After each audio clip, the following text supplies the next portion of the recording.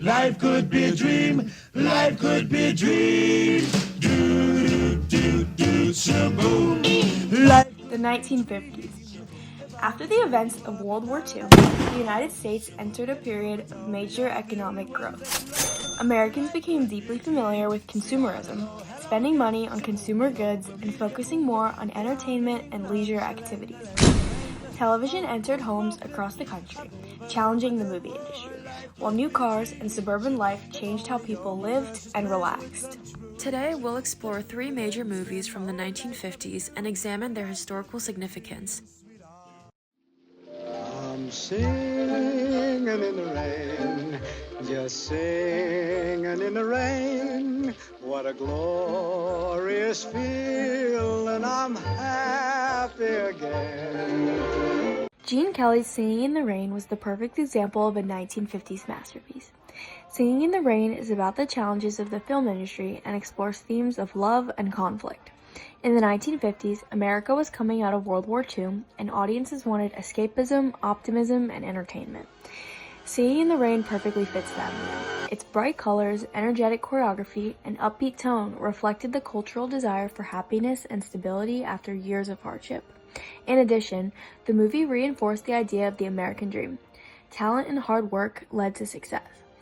That message strongly resonated in the 1950s, a time when America emphasized progress, consumerism, and confidence in the future. Singing in the rain. I'm just saying a coincidence is possible. And I say it's not possible.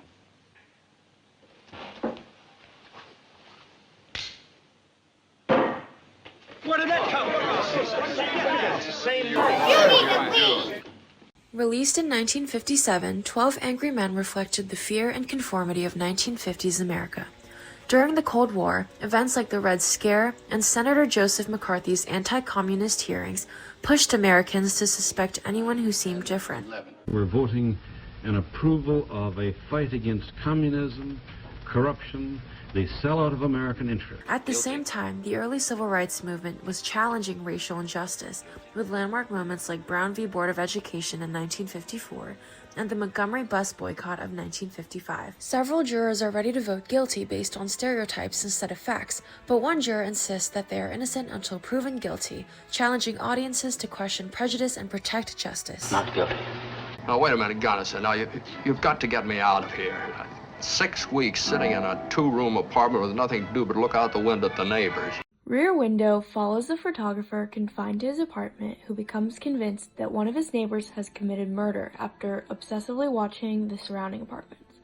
As his suspicion grows, the film explores themes of surveillance, morality, and the dangers of curiosity.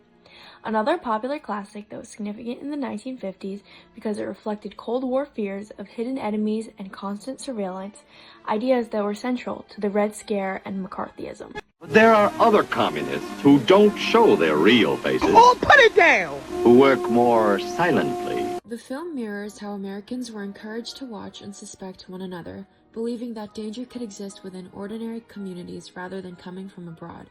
By turning suspicion and observation into entertainment, Hitchcock's film captures the climate of anxiety, conformity, and paranoia that defined Cold War-era America.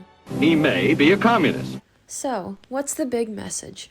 In the 1950s, movies became a powerful part of American culture, shaping how people saw themselves and their country.